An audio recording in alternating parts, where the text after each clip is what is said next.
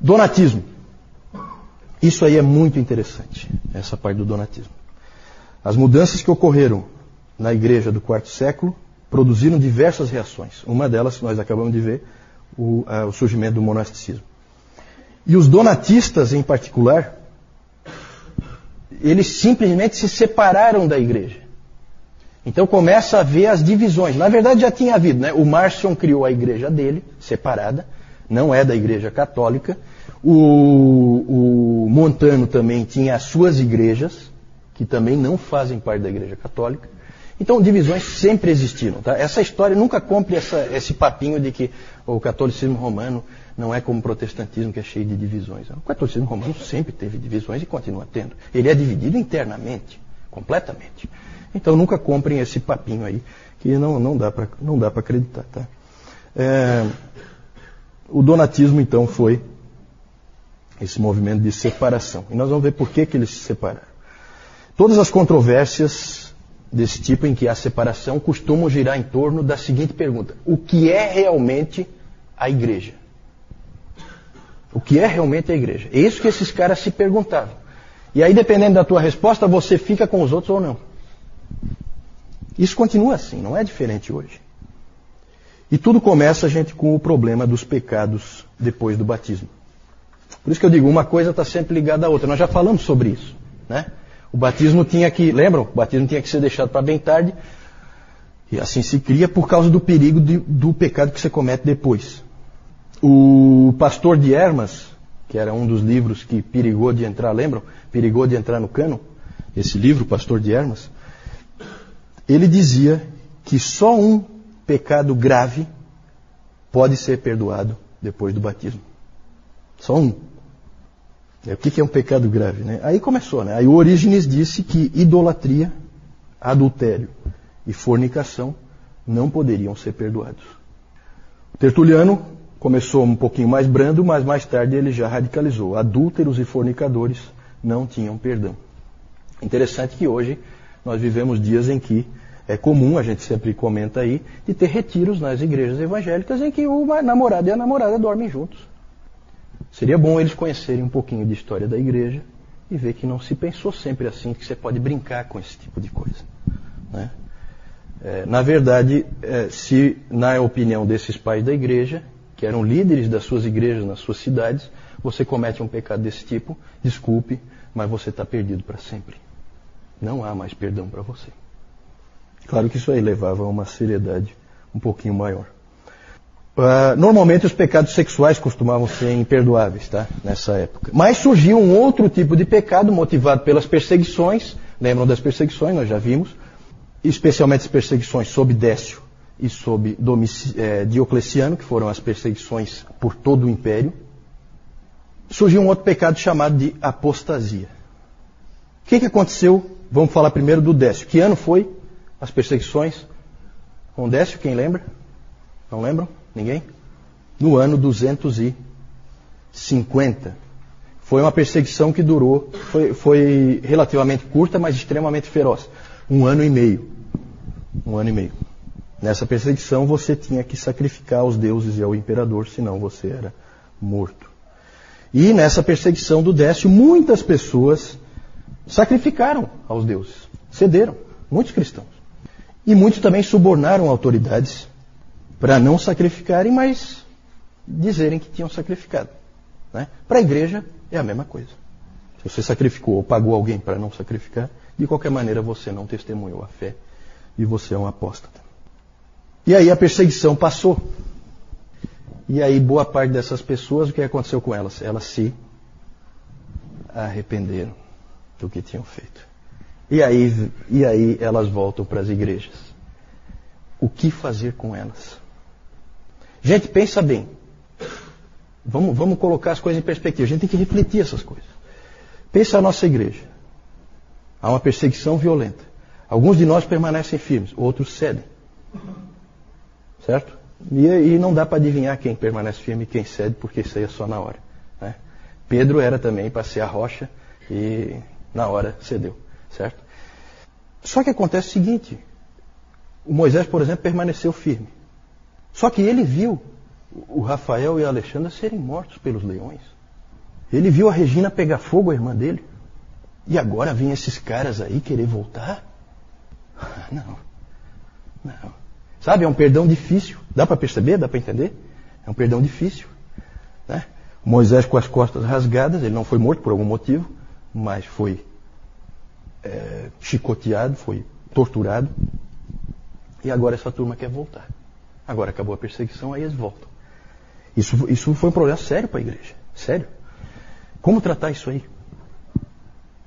Surgiu então umas coisas estranhas. Surgiu então a figura dos confessores.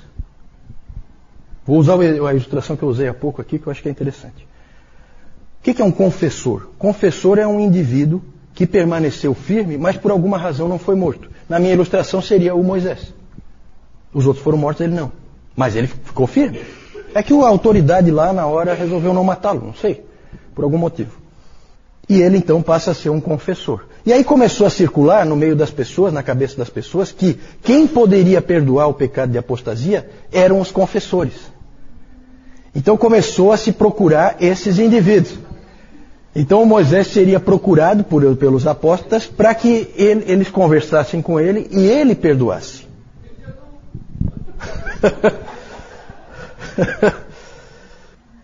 Muitas pessoas não se conformaram com isso, porque aí o Moisés, esses confessores, eles eram reverenciados, eles eram heróis. A igreja via eles como heróis. Né? Claro que os que morreram também, mas aquele era um herói vivo. Né? Então, isso aí levou a um problema na igreja e levou a vários tipos de posição. Muitas pessoas, porque aí o Moisés ele ouvia a pessoa e ele passava lá um sermão nela, não sei como é que ele fazia, e a pessoa então estava perdoada, podia voltar. Só que muita gente disse, não, isso aí é perdão barato. Não aceito. E batiam o pé. E aí surgiu um indivíduo, um bispo rival em Roma, chamado Novaciano, isso lá no século III, porque é na perseguição de Décio.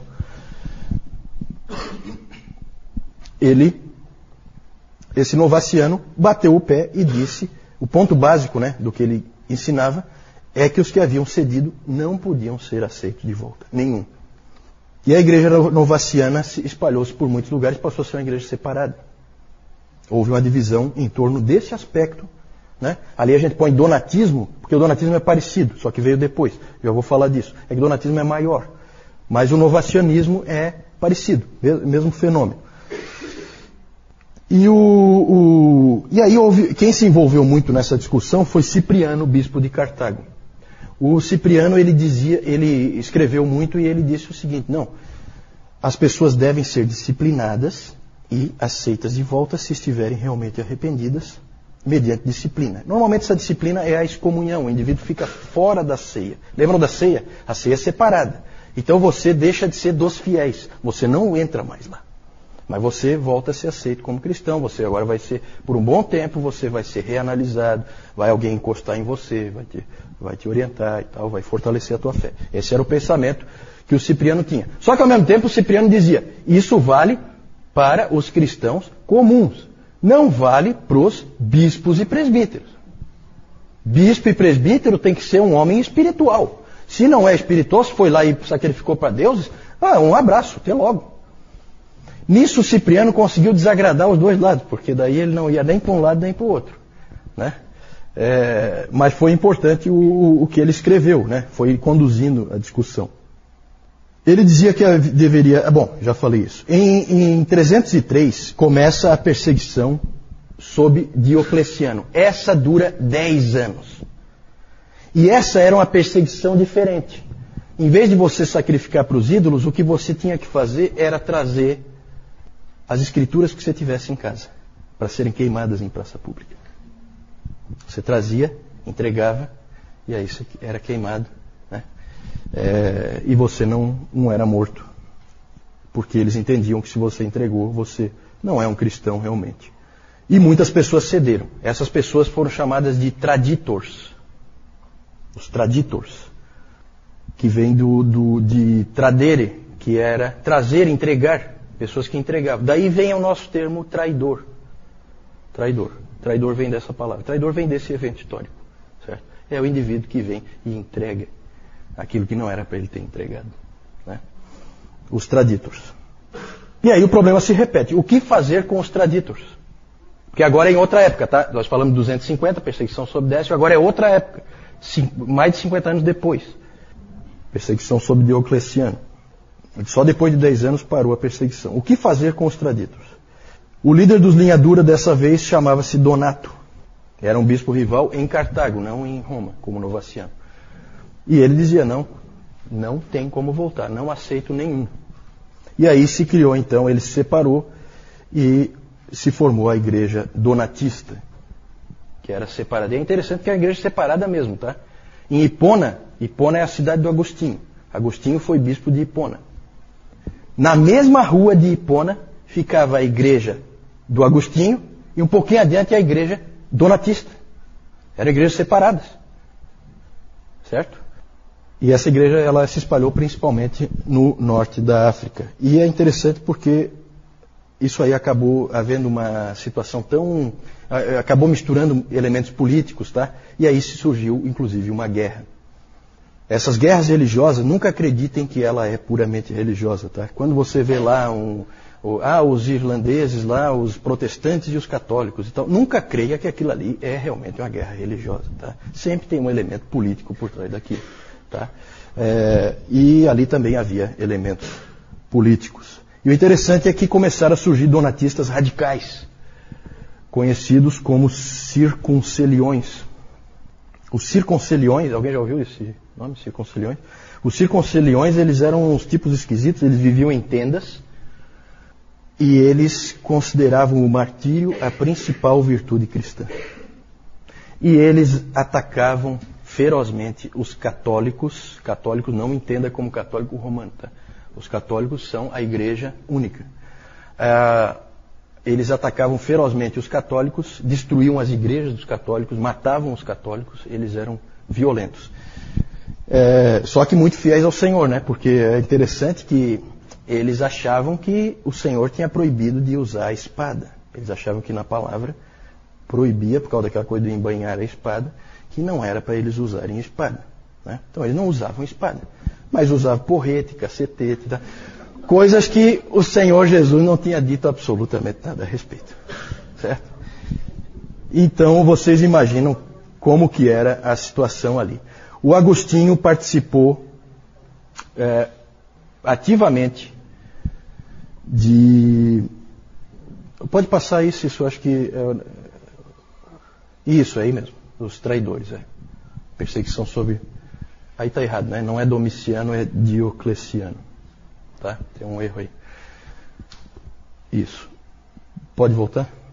O Agostinho, ele trabalhou ativamente contra o donatismo. Ele insistia que a igreja no mundo é uma igreja peregrina e que ela é como a Arca de Noé. Dentro dela há animais puros e animais impuros. A pureza da igreja vem de Cristo e não dos membros dela.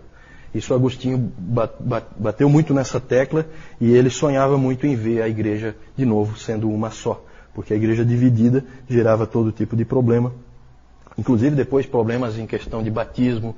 Se você era batizado na igreja donatista, valia para a igreja, né? Um se convertia para um lado, daí para o outro, e isso aí gerava todo tipo de problema. E o que aconteceu, para resumir a história, é que o donatismo acabou condenado em 411, num concílio que foi feito, um concílio menor que foi feito ali localmente, que foi convocado pelo imperador Honório, na época, para resolver o problema. E aí ele foi condenado, o donatismo, e aí aconteceu uma coisa, pela primeira vez na história, que ia se repetir várias vezes. O donatismo foi condenado, e aí o imperador, pela força, obrigou todas as pessoas que estavam na igreja donatista a se converterem à igreja católica, certo? Então começa esse fenômeno da conversão pela força, que ia aparecer dali para frente. Acho que é a primeira vez que isso aparece, tá? E depois isso vai aparecer um monte de vezes, inclusive aqui na colonização da América, né?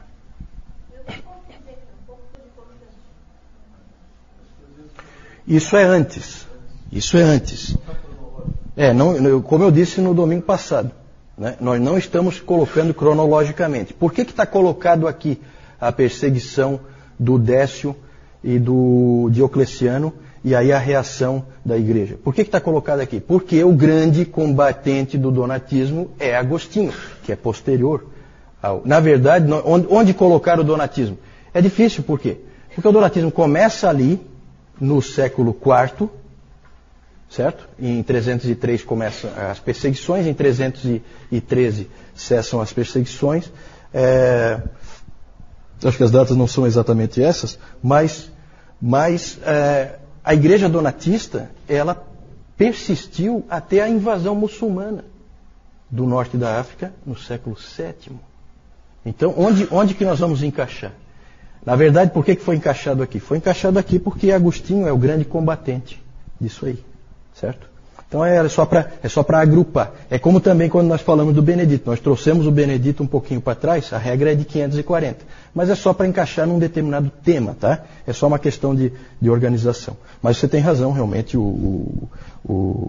está aí um pouco fora de ordem. É que o novacianismo é anterior a Constantino e o donatismo é mais ou menos na época em que o Constantino vai aparecer. Realmente confunde um pouco, mas aí é uma questão da gente sentar com calma e se organizar. Já estou terminando aqui. Na verdade, a última informação que eu queria dar é essa. O Agostinho combateu fortemente o donatismo. Ele ficou contente que o Império e a Igreja Católica tenham prevalecido contra o donatismo, mas eu não sei se ele ficou tão contente com o uso da força para produzir conversões, né? E o Império usou.